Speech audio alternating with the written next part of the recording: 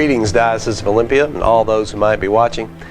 As many of you are aware, I, acting as bishop of this diocese and your elected representative, have joined two lawsuits being brought by the ACLU, one local, one national. I want to say a few things first about the philosophy of joining a lawsuit, one I have not, would not, and do not join without a lot of thought and prayer. Yes, as I've been reminded by a few of you, this is not the preferred way for Christians to resolve differences. I agree. But I would also say it is a remarkable and important way our democracy has provided us for peaceful protest and challenge when it's felt necessary. Second, I would say one of the major things I consider is, have we been harmed? Or, and perhaps more importantly, have those we serve been harmed, or will they be harmed? Third, I would like to answer a few common questions that apply to both suits. Some have stated that they do not want their assessment dollars, their pledges, going to support these lawsuits.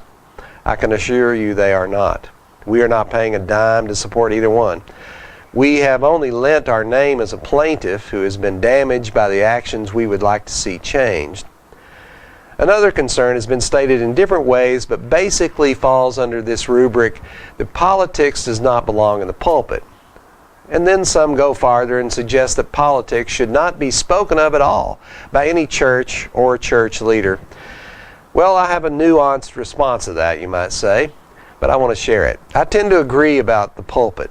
If you go back and read my sermons over this past year or listen to them, you will not find many, if any, direct quotes about this or what might be a partisan side. I do try to preach the gospel.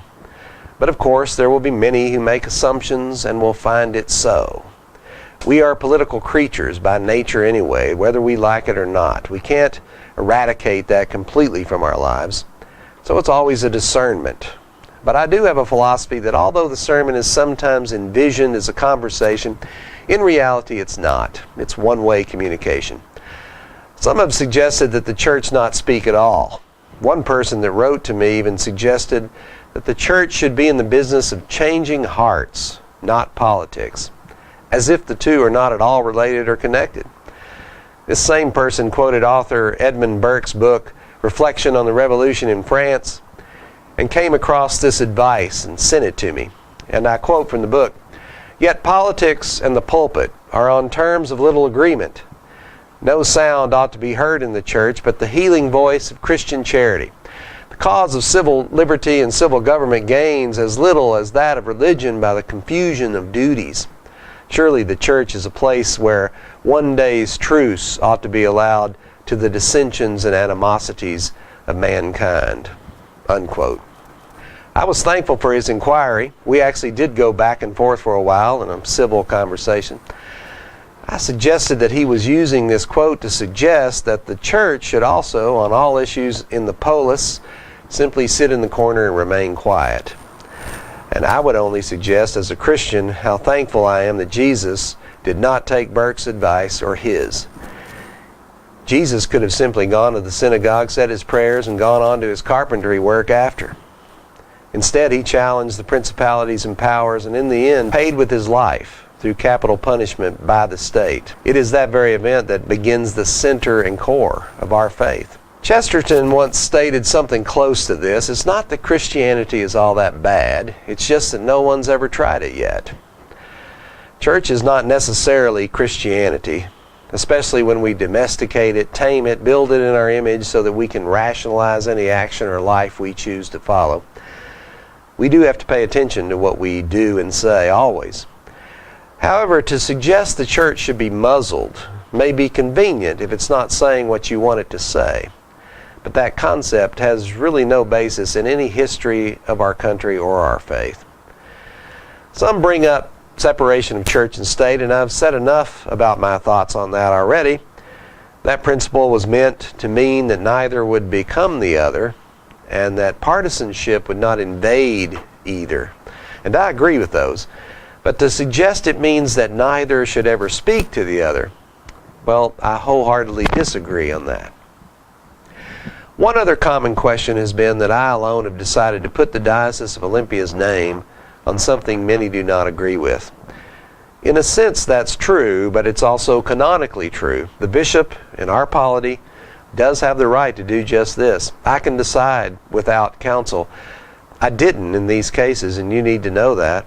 In both cases, I did confide in the people around me, and in the national ACLU case on the immigration ban, briefed the diocesan council as convention in recess and asked for their recommendation. They were briefed, they asked excellent questions, and then they unanimously recommended that I join the suit.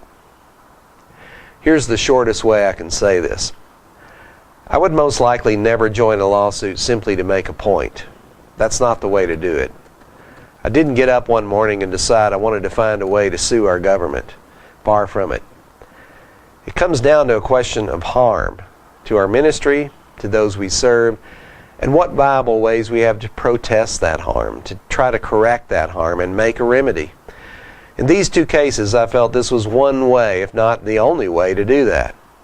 So I will take full responsibility for ultimately joining these lawsuits. There is no way in this video I can tell you all of my points, and I know this video is a one-way communication. Many of you have reached out in thanksgiving for this lawsuit, and some in consternation and concern. By and large, both groups have done it in a civil manner with respect. I very much appreciate that, and I will vow to offer the same and to respond as well. As in all things right now, we need to be committed to respectful dialogue and discussion on these issues. We need to be committed to learning the facts, knowing as much as we can about that which we fear or are concerned about, and refraining at all cost from demonizing the other if we do not see this the same. It is the greatest privilege and honor to serve as your bishop, and I'm humbled by this task and this office every day. Blessings to you all.